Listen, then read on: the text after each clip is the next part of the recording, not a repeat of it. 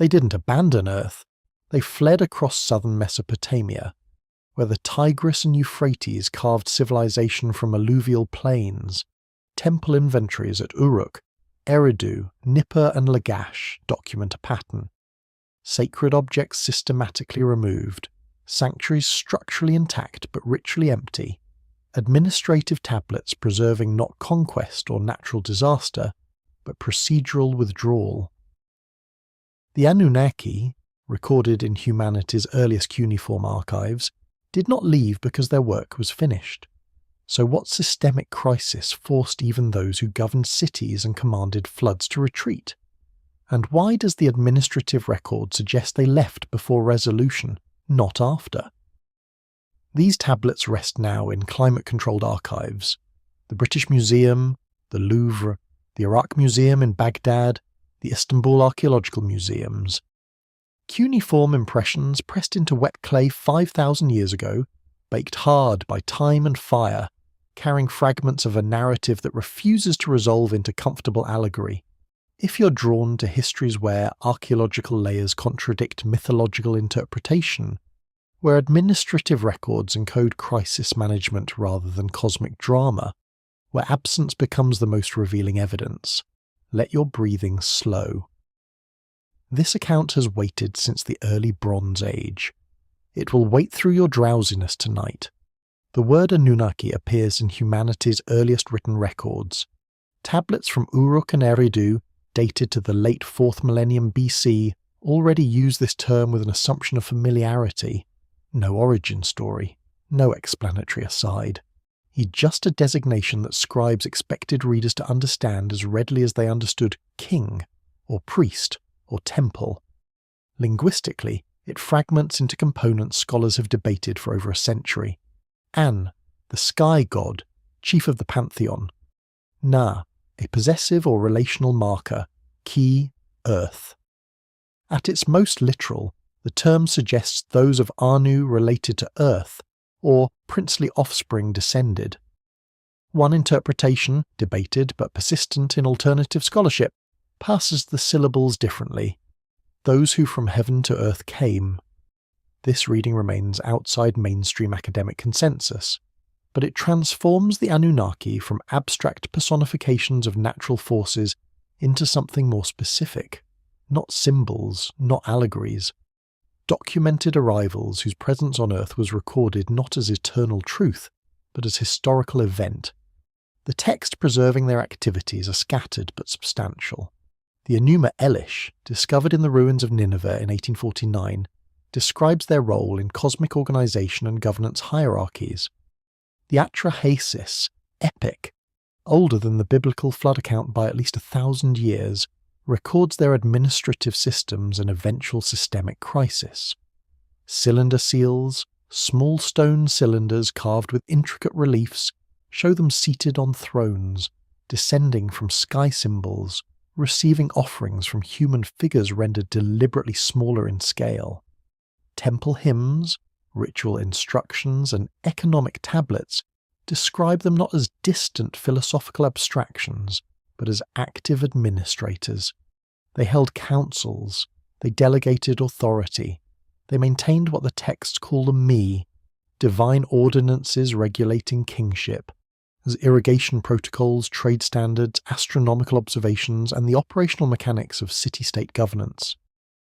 At the system's apex sat Anu. His name means simply sky, or heaven. Father of the gods, he ruled from a celestial position and rarely engaged in terrestrial management, preferring delegation to subordinates. Below him operated Enlil, Lord of the Command, the chief executive managing terrestrial affairs. Temple records describe him as the stern administrator who maintained order among gods and the humans they would eventually create. His domain was enforcement, weather control, and what administrative texts call rigmu, systemic disruption that threatened cosmic and social order. Alongside Enlil worked Enki, called Ea in later Babylonian sources, Lord of Wisdom, Lord of Freshwater. His domain was the Abzu, the primordial freshwater ocean believed to exist beneath Earth's surface, feeding rivers, springs, and irrigation channels. Temple hymns describe him as the problem solver, the god who operated through knowledge and engineering rather than command authority. And Ninhursag, the birth goddess, the shaper of life, known by various names across different cities and periods, Ninma, Nintu, Mami, always recognizable by function, the divine specialist who understood biological processes, who could manipulate clay and essence into living forms, who grasped the mechanics of creation in ways the other gods did not. These four comprised what Sumerians called the great gods, but they did not work alone. Below them served two categories of divine beings that the texts carefully distinguish: the Anunnaki proper, the princely gods, the council members who sat in divine assembly and determined fates of heaven and earth, documented in king lists and ritual protocols as decision-making authorities, and the Igigi, a term whose etymology scholars still debate, but whose function the texts make explicit: the workers, the labourers, the divine underclass who performed exhausting tasks maintaining cosmic infrastructure, canals, irrigation systems, temple foundations, agricultural cycles, until they refused. Physical descriptions scattered through these sources are precise and strange. The gods tower over humans. Temple art and literary texts record their height, exceeding ordinary people by measures modern readers struggle to interpret. Whether literal physical stature or symbolic hierarchical representation remains unresolved. Thither they emanate what Sumerian scribes called melamu, a supernatural radiance so intense that humans could not look upon them directly without ritual preparation or protective intermediaries. Their lifespans stretch across scales that defy conventional categorization. The Sumerian king list records reigns measured in tens of thousands of years. Whether these represent literal durations, symbolic designations of authority, or corrupted numerical systems remains debated. But scribes recorded them the way accountants record administrative facts, matter-of-factly, without fanfare, as if cataloguing any other bureaucratic detail. And then there is the question of origin. Where did they come from before descending to Earth? Later Babylonian astronomical texts reference a celestial body called Nibiru. The word translates roughly as crossing point, or ferry, something that traverses or transits through the heavens. In mainstream academic interpretation, Nibiru refers to Jupiter, or possibly to an asterism marking the spring equinox, a navigational reference point for ancient sky watchers calculating agricultural calendars and ritual timing. But an alternative reading, most prominently articulated by researcher Zechariah Sitchin in 1976, interprets Nibiru as the Anunnaki's homeworld, a planet on an extreme elliptical orbit bringing it through the inner solar system every 3,600 years, creating periodic windows when interplanetary contact became feasible. This interpretation is rejected by mainstream Assyriology and astronomy. Nina scholars note that Sitchin's cuneiform translations deviate from established lexicons, that no such planet has been detected despite increasingly sophisticated outer solar system surveys, that the proposed orbital mechanics would be gravitationally unstable over geological timescales. The academic consensus is clear, and yet the interpretation persists, not because astronomical evidence supports it, but because it offers a framework for reading the text literally rather than metaphorically. It asks, what if these were not creation myths encoded in symbolic language, but historical records filtered through translation, recopying and cultural transmission across millennia? What if the Anunnaki describe themselves accurately, and we have been interpreting their operational documentation as allegory when they intended it as administrative record? The question matters because of what follows, because the tablets do not merely describe divine governance, they document systemic failure. They preserve the moment when the administrative apparatus designed to manage Earth's early civilizations encountered a problem it could not solve through conventional authority: uncontrolled human population growth, resource depletion, labor rebellion, and the catastrophic intervention required to reset the system.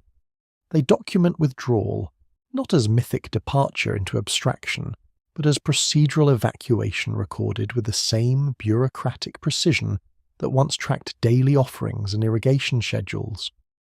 And they preserve one detail that transforms myth into operational history. The gods left not because humanity no longer needed them, but because the system they built had grown beyond their capacity to control. The pattern emerges not from what the archaeologists found, but from what they didn't. At Eridu, the oldest known Sumerian city, excavations in the 1940s revealed 18 successive temple layers spanning 3,000 years. Each reconstruction preserved votive offerings exactly where priests had left them: clay figurines, cylinder seals, copper vessels arranged according to ritual specification. But the uppermost layer, dating to roughly 2400 BC, tells a different story. The sanctuary stood intact, walls undamaged, foundation stones undisturbed. Yet every portable sacred object had been removed with procedural care. No scatter pattern, no violence, just absence where administrative records indicated specific cult statues, offering tables, and ceremonial implements should have been. Uruk shows the same signature: Nippur, Lagash, Kish. Temple inventories preserved on clay tablets list objects by name, material and ritual function, then abruptly stop recording their presence. Lamentation texts composed in response describe not conquest but abandonment. The gods, these inscriptions claim, vacated their dwelling places. They stripped their sanctuaries. They departed according to their own counsel. The word choice matters. When cities fell to invaders, scribes used specific terminology. The enemy desecrated temples, plundered treasuries, defiled sacred chambers. But these texts describe something administrative, intentional, organized. The gods withdrew by protocol. This is where the Anunnaki stop being mythology and start becoming documentary problem. Because if these beings, recorded across hundreds of tablets from the late 4th millennium BC onward, were merely symbolic representations of natural forces or abstract theological concepts, their departure should read like metaphor. Storm gods cease when weather patterns shift. Fertility goddesses fade when agricultural systems collapse. But the Anunnaki's exit is described like evacuation procedure. Temple inventories were reconciled.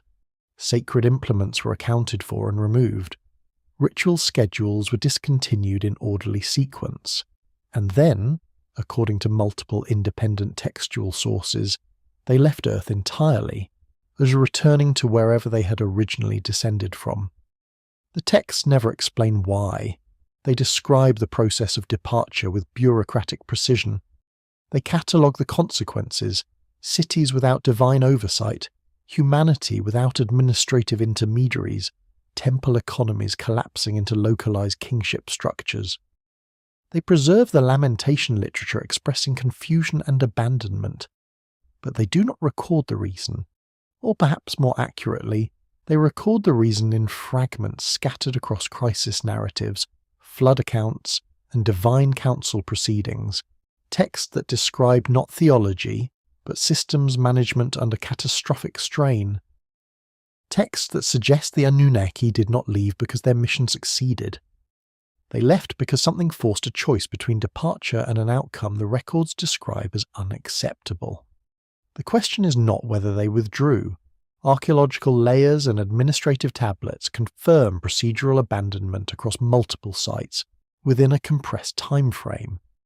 The question is what truth, documented in their own governance records, made staying on Earth impossible, and why that truth remains encoded in crisis management protocols rather than explained outright. The temples were not houses of worship. They were operational headquarters.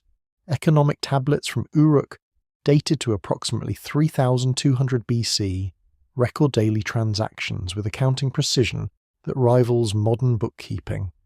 1,500 litres of barley allocated to Temple of Inanna, and 300 workers assigned to canal maintenance under Enlil's oversight.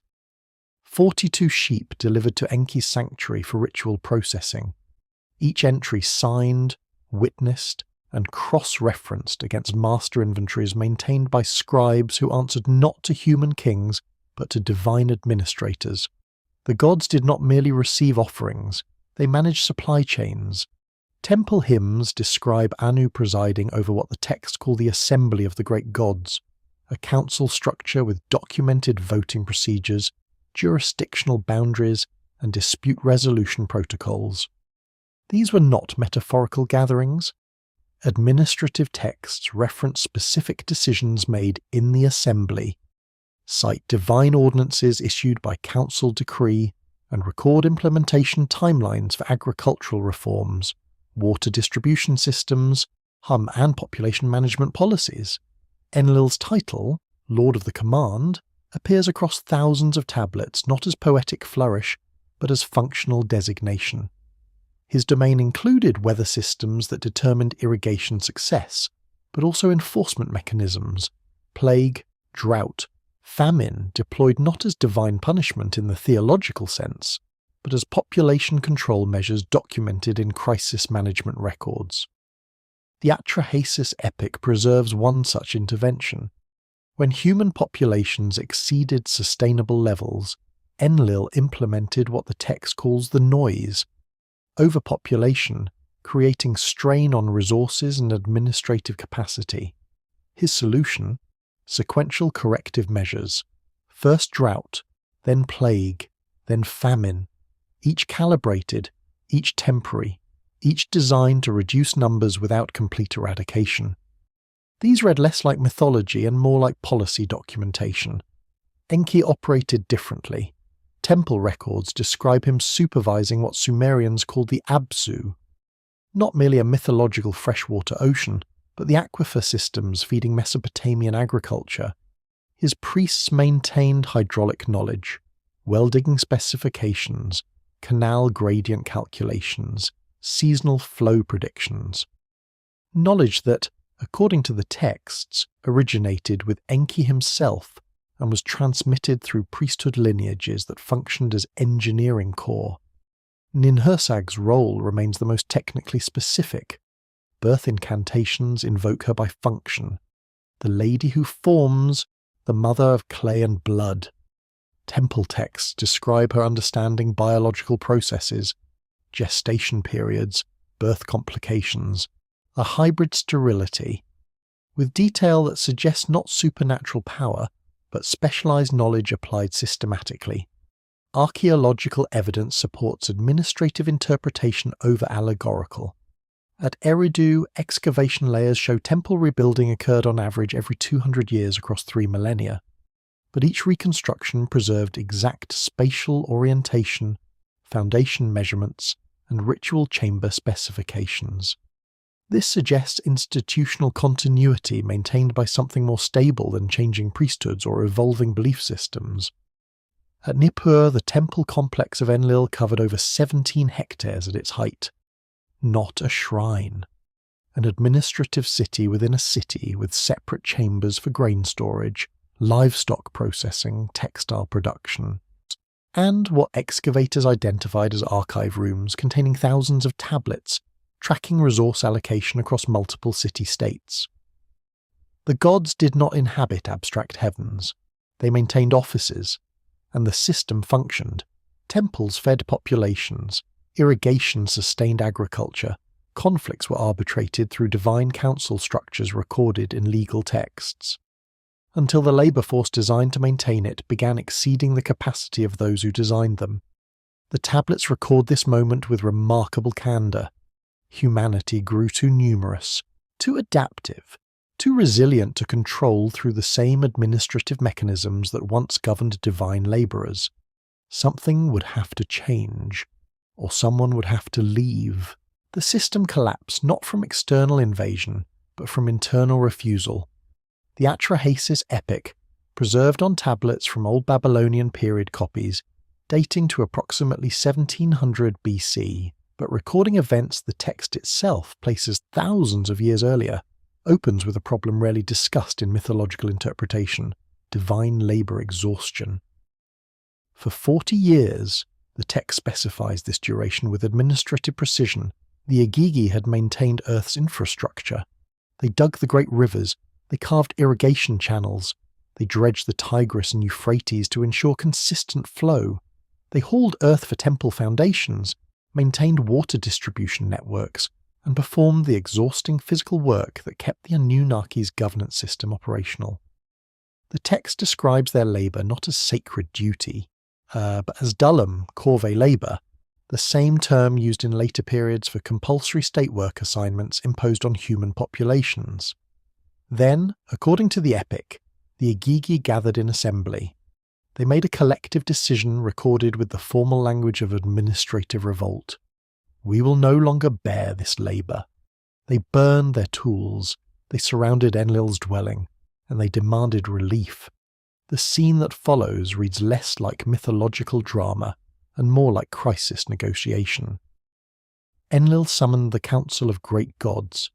Anu descended from his celestial position. Enki was called to offer solutions. The gods debated not theology, but practical operations. Without the Igigi performing maintenance labour, the entire system would collapse. Crops would fail without irrigation. Temples would deteriorate without upkeep. The infrastructure supporting both divine governance and early urban populations required constant physical work, and those assigned to perform it had refused. Mainstream scholarship interprets this as allegory, humanity projecting its own labour struggles onto divine figures, creating mythic justification for social hierarchies. But the text preserves a detail that complicates allegorical reading. It records Enki's proposal with technical specificity. Let us create a primitive worker, Enki suggests. The Akkadian term is Lulu, not human in the general sense, but specifically primitive man, or worker being. His proposal includes biological specifications. Combine the essence of a young god with Tis-2, clay or earth, to produce a labour force capable of performing the work the Igigi refused. Ninhursag is summoned because, according to the text, she alone possesses the knowledge to implement this creation. The epic describes a process, divine essence mixed with clay, gestation managed in what the text calls the womb chambers of 14 birth goddesses, and emergence of 7 males and 7 females, prototype workers designed for specific function. The creation is not presented as miraculous intervention, but as biotechnical solution to an administrative crisis, and it worked. For generations. Temple records show human populations integrated into labour systems previously maintained by the Igigi. Agricultural production increased. Temple economies expanded. Cities grew. The gods received offerings, maintained governance councils, and operated through ritual bureaucracies staffed by humans who, unlike the Igigi, did not refuse their assigned roles. Yes, but the Atrahasis epic does not end with successful creation. It continues to document what happened when the solution became its own problem. When human populations exceeded the numbers needed for labour, when growth rates outpaced resource allocation, when the beings created to relieve divine workload became the primary strain on the system itself. The text records Enlil's growing frustration not as divine anger in the theological sense, but as administrative stress.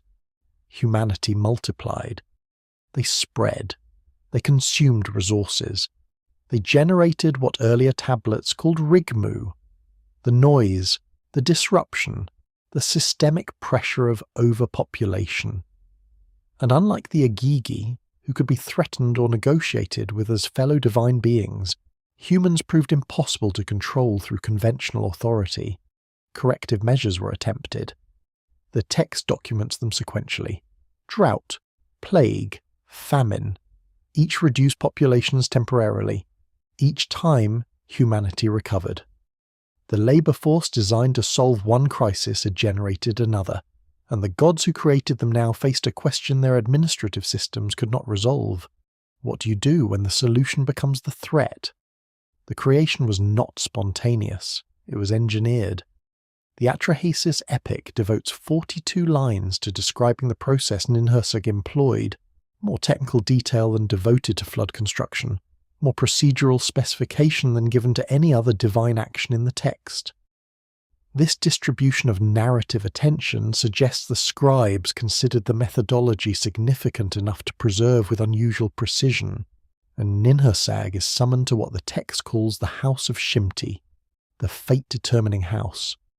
Enki provides the base material, clay extracted from the Abzu, the primordial waters beneath Earth's surface. But clay alone proves insufficient. The text specifies an additional component, Tia-2, the flesh and blood of a slain god. Scholars debate which god. Some tablets name Weirlu, described as a deity who had Temu, intelligence or rationality. His essence, mixed with clay, would transfer cognitive capacity to the created beings. Other versions reference Geshtu-A, a god who had understanding. The identity varies across copies, but the function remains consistent. Divine essence provides what clay cannot: biological capability, cognitive function, the capacity for instruction and labour. 14 birth goddesses are assembled. Each receives a portion of the clay essence mixture.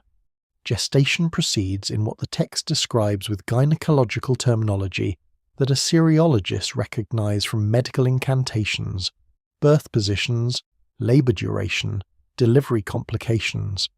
After 10 months, the same gestational period attributed to human pregnancy in later Mesopotamian medical texts, 7 males and 7 females emerge. The text calls them Lulu Amelu, primitive worker people. Their purpose is stated without ambiguity. Let him bear the yoke, let him carry the burden of the gods.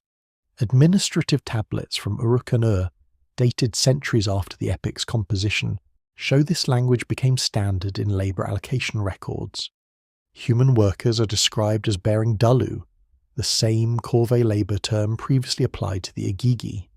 The system was never metaphorical. It was implemented.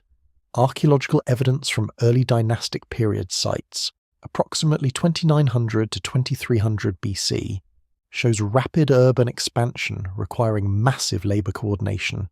At Uruk alone, the city walls, constructed around 3000 BC, stretched 9 kilometres and rose to heights exceeding 12 metres. Modern engineering estimates suggest this required moving over 500,000 cubic metres of mud brick. Work performed by populations that temple ration texts indicate were directly managed through divine temple economies. The gods did not merely inspire this labour, they administered it.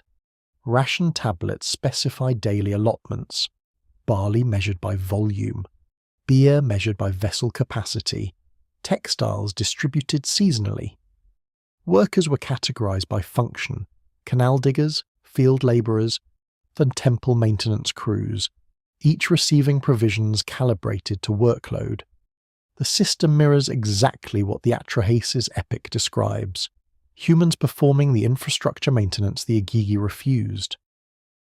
But the text preserves something else, a detail easily overlooked. After the first 14 prototypes prove successful, Ninhursag is instructed to pinch off clay and create additional workers. The language shifts from specialized procedure to mass production, from controlled experiment to scaled implementation, and the text records her compliance, but also records something unexpected. She builds into the creation what the tablets call Shimtu, fate or destiny, but also biological limitation. Not all humans would reproduce successfully. Some would be infertile, others would face complications. Death would occur not merely from age, but from what the text describes as natural failure. Mainstream interpretation reads this as mythic explanation for human mortality and reproductive variation. But positioned within the narrative's bureaucratic logic, it suggests something else: intentional population control mechanisms built into the biological design itself. The labour force was meant to be sustainable, manageable, contained within parameters that would not overwhelm the administrative systems governing them. It did not work. Within generations, the text does not specify how many, but king lists and genealogies suggest fewer than 10, human populations exceeded initial projections. They adapted to environments beyond Mesopotamian river valleys. They developed independent social structures. They multiplied at rates that no embedded biological limitation could constrain. The solution designed to relieve divine labour had become autonomous, and autonomy, in a system designed for absolute administrative control, was indistinguishable from systemic threat. The problem emerged within 1200 years, perhaps less.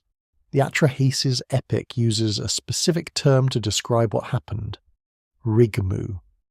Translators render it variously as noise, clamour, or uproar, but administrative tablets from the same period use rigmu in economic context to indicate systemic disruption. Warehouse inventories misaligned with distribution records, labour rosters exceeding management capacity, resource allocation formulas breaking down under unexpected demand. Humanity had become rigmu, not merely loud, systemically disruptive. Enlil's complaint, preserved across multiple tablet versions, is not theological. The land has become too wide, one translation reads. The people have multiplied. Their noise disturbs my sleep.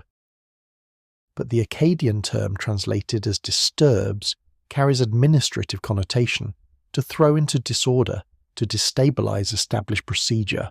Sleep deprivation becomes metaphor for governance failure. The text records Enlil's first intervention with the precision of policy implementation. He sealed the sky, stopped rainfall. Cuneiform uses a delu, to lock or bolt shut, not divine wrath. Administrative action targeting agricultural productivity. Drought lasted, according to the epic, for 7 years. Archaeological evidence from early dynastic 3-period sites, approximately 2500 to 2300 BC, shows settlement abandonment patterns consistent with prolonged water shortage. At excavation layers reveal granaries depleted, storage facilities sealed but empty, and population displacement toward regions closer to permanent water sources. Human numbers declined. Temple ration texts from the period show reduced labour allocations, smaller workforce registrations, decreased agricultural output. Then populations recovered. Settlement archaeology shows reoccupation within generations. New irrigation technologies emerged: shaduf wells, improved canal systems, drought-resistant crop selection documented in agricultural texts that attribute these innovations to human adaptation rather than divine instruction. Enlil implemented a second measure: plague. The Atrahasis epic describes illness spreading through the people, like water through channels. The Sumerian term is deku, to kill by pestilence, then used in medical texts to describe epidemic rather than individual disease. Temple records from cities including Lagash and Nippur show mortality spikes, sudden workforce reductions, mass burial sites, ritual purification procedures intensifying during specific periods that align with the epic's chronology. Again, population contracted. Again, it recovered. Human immune response adapted. Survivor populations developed resistance. Within 3 generations, ration texts show labour rosters returning to pre-epidemic levels. Enlil's third intervention targeted food production directly. Famine induced not through natural drought, but through what the text describes as divine interdiction of grain growth itself. Agricultural yields collapsed despite adequate rainfall, and as temple granaries recorded catastrophic harvest failures across multiple consecutive seasons. But humans redirected. They diversified food sources, increased fishing, expanded herding, developed storage technologies that could preserve limited yields across lean years.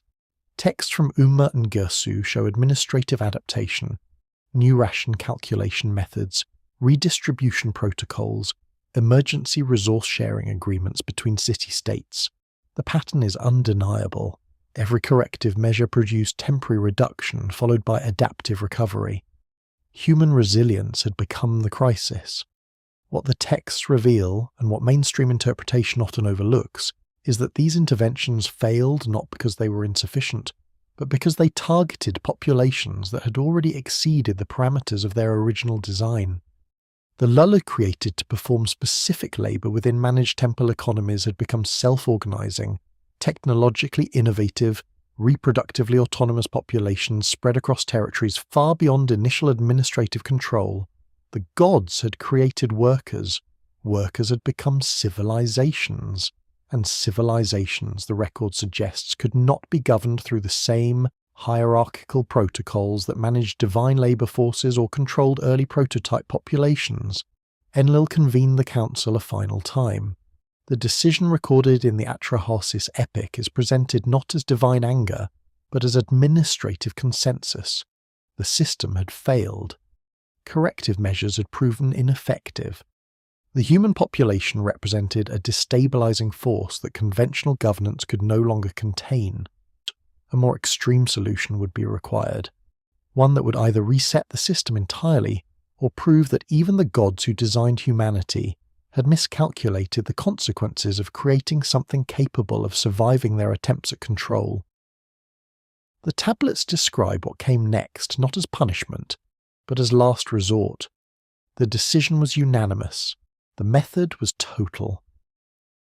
Enlil proposed what the Atrahasis epic calls Abubu, the deluge, not localized flooding but comprehensive inundation designed to eliminate the human population entirely. The Council of Gods, Anu, Enlil, Enki, Ninhursag, bound themselves by oath to maintain secrecy. No warnings would be issued, no exceptions granted. The system would be reset to zero. Archaeological evidence from multiple Mesopotamian sites shows catastrophic flooding layers dated to approximately 2900 BC. At excavator Leonard Woolley documented an 11-foot sterile silt deposit separating early dynastic occupation layers. Flood sediment free of artifacts, pottery or organic material, suggesting sudden depopulation followed by abandonment lasting decades. Similar deposits appear at Uruk, Kish and Shurupak, not everywhere simultaneously, but clustered within a compressed time frame that aligns unnervingly with the epic's chronology. But the Atrahasis text preserves something older. Flood narratives omit. It describes what happened to the gods during the deluge. While waters rose, while humanity drowned, the gods, deprived of human offerings, and cut off from temple economies, isolated in their celestial positions, began to starve. The gods cowered like dogs, one passage reads. They sat weeping. Another describes them gathering like flies around the first sacrifice offered after floodwaters receded. The beings who authorized total elimination depended absolutely on the system they destroyed. This inversion, gods rendered vulnerable by their own intervention, suggests the flood was not punishment but desperation. A choice made when all other administrative measures failed, implemented despite full awareness that success would require rebuilding the same infrastructure they sought to eliminate. Enki violated the oath, not from mercy, but from operational necessity. He approached Atrahasis through subterfuge, speaking not directly, but to the reed wall of the man's dwelling, providing instructions the text preserves with engineering precision, vessel dimensions, pitch specifications, compartment layouts, loading procedures for animals, seed stocks, craftspeople. The detail is extraordinary. Cubit measurements for length, width, height, roof construction techniques, waterproofing protocols, navigation strategies for a craft designed not to sail, but to survive. After 7 days and nights, waters receded. Atrahasis emerged, and immediately, the text emphasizes this sequence, he built an altar and offered sacrifice. The gods descended hungry. The compromise that followed was not theological reconciliation, but operational negotiation. Humanity would continue, but under revised parameters. Population control through natural mortality, disease susceptibility, reproductive limitation, mechanisms Ninhursag had attempted initially. Now re-implemented through post-flood biological adjustment, temple systems resumed, ritual schedules restarted, but something had shifted irreversibly. The gods had demonstrated both absolute power and fundamental dependency. They could destroy humanity, but could not function without them. The temples did not burn, they emptied. At Eridu, excavation of the temple complex dedicated to Enki reveals 18 successive building phases spanning nearly 3 millennia, but the final phase, dated to approximately 2400 BC, shows something unprecedented. The sanctuary remained structurally sound, walls intact, foundation stones undisturbed, yet every portable cultic object documented in earlier inventory tablets had been systematically removed, not looted. Removed with care that preserved architectural integrity while eliminating ritual function. Uruk shows the same signature. The White Temple, standing atop its massive ziggurat platform, was found by German excavators in the early 20th century with chambers sealed but empty. Votive deposits from earlier periods, thousands of carved figures, cylinder seals, offering vessels, simply cease appearing in the uppermost occupation layers.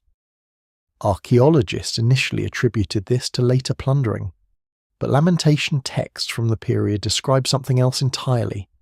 The lamentation over the destruction of Ur, composed around 2000 BC, preserves language that does not reference conquest or theft. The gods have abandoned their dwellings, it states. They have gone from their sanctuaries like migrating birds. Another passage specifies, Enlil has left his temple, Ninhursag has vacated her chamber. The Sumerian verb is ezebu, to leave behind, to abandon deliberately, not to be driven out, to withdraw by choice. Administrative tablets from Nipper, the religious centre where Enlil's primary temple stood, show ritual schedules maintained with obsessive precision for centuries, then abruptly simplified, daily offerings reduced, feast day protocols abbreviated, priestly rotations consolidated. The bureaucratic apparatus sustaining divine presence began operating in diminished capacity, as if managing absence rather than presence. Cross-referencing excavation layers with textual chronology reveals compression. Multiple sites show ritual abandonment occurring within a 2-century window, roughly 2400 to 2200 BC, and here the pattern becomes archaeologically specific. At Lagash, sealed chambers within the temple complex of Ningirsu contained inventories inscribed on clay, lists of sacred implements, their materials, their ritual uses, but the objects themselves were gone. The inventories remained as administrative closure, documentation of what had been removed and presumably relocated. But relocated where? Temple hymns from successor periods, after the withdrawal, describe gods as distant, requiring intermediaries, no longer dwelling in their sanctuaries but visiting during festivals. The relationship had fundamentally changed. Humanity still maintained temples, still performed rituals, still allocated resources, but the recipients were no longer resident administrators. They had become absentee authorities.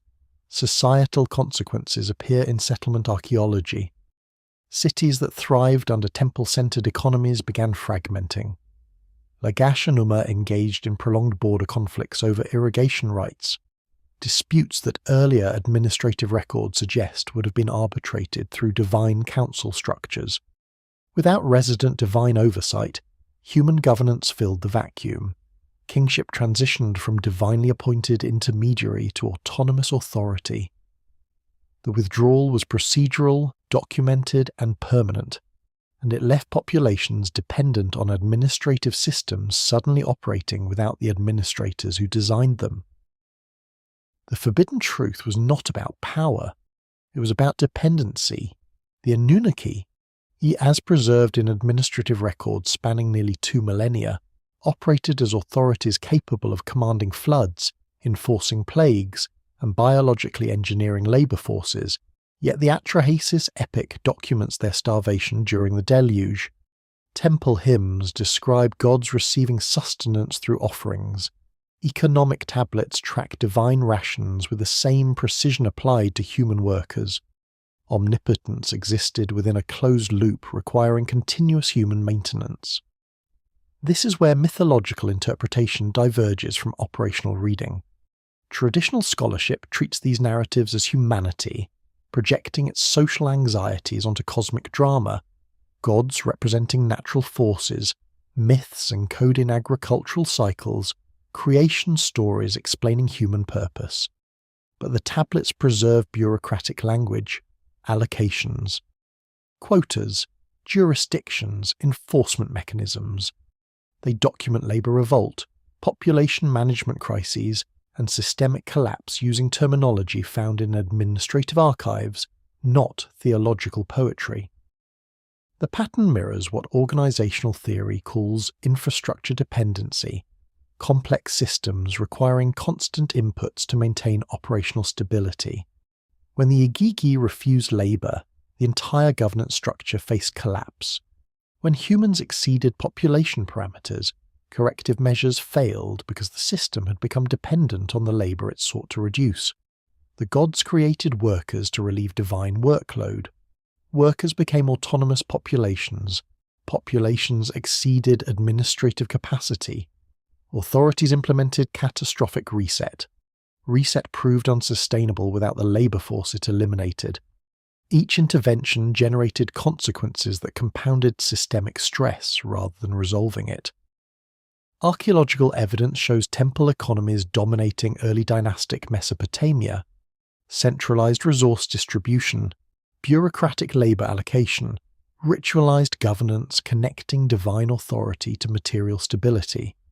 Excavation layers reveal this system functioning for centuries with remarkable efficiency. Then fragmenting within generations once withdrawal occurred. Cities formally coordinated through temple administration engaged in territorial conflicts.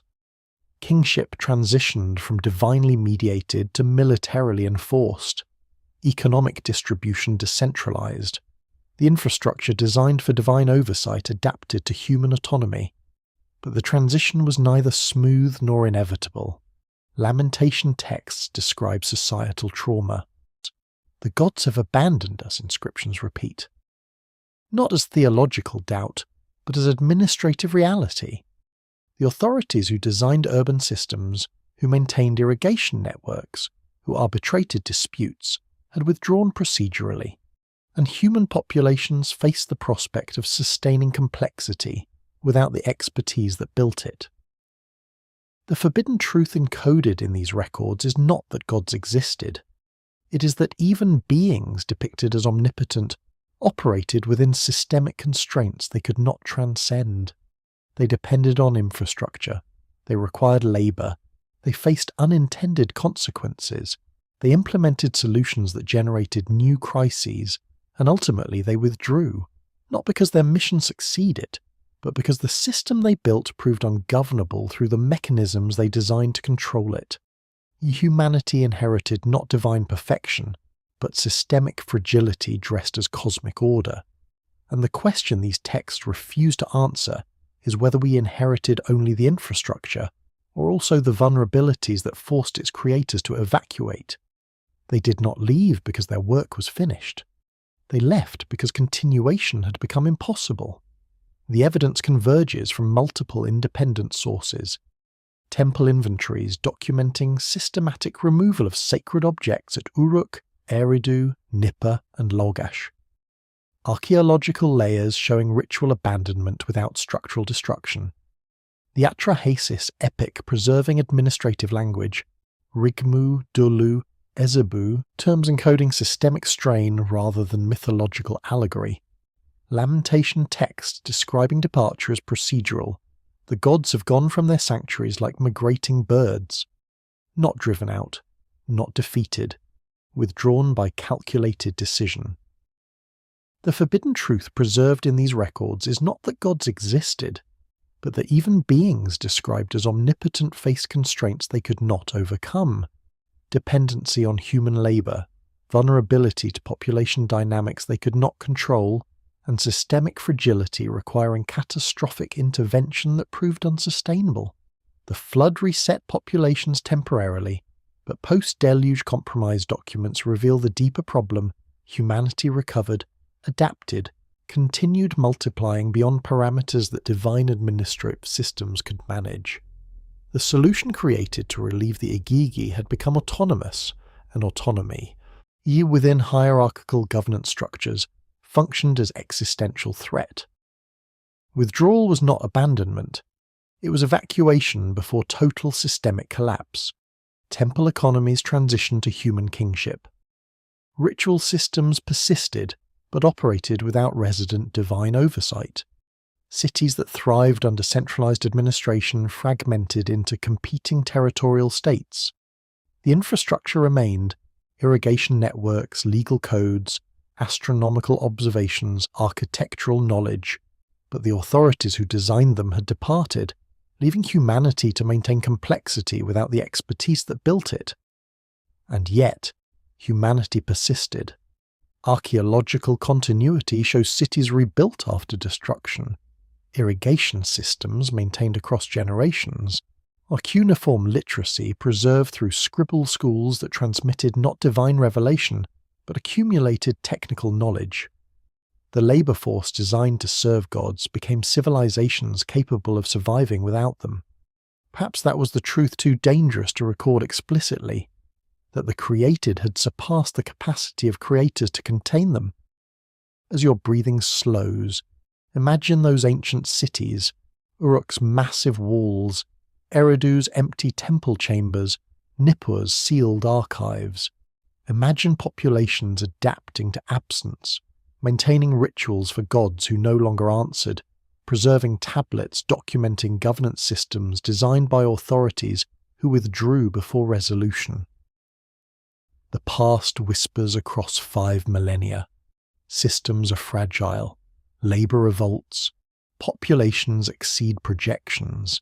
Even omnipotence operates within constraints. And sometimes, survival means recognizing when continuation requires departure. The Anunnaki evacuated Earth not because their mission succeeded, but because the alternative, remaining within a system grown beyond their control, posed risks the tablets never fully specify. What remains unresolved is whether they fled consequence or mortality, whether withdrawal was strategic repositioning or permanent retreat. The temples stand empty. The tablets wait in archives, and the infrastructure they left behind still shapes how civilizations organize labor, manage populations, and confront the limits of administrative control. History for sleep, but also history that refuses rest.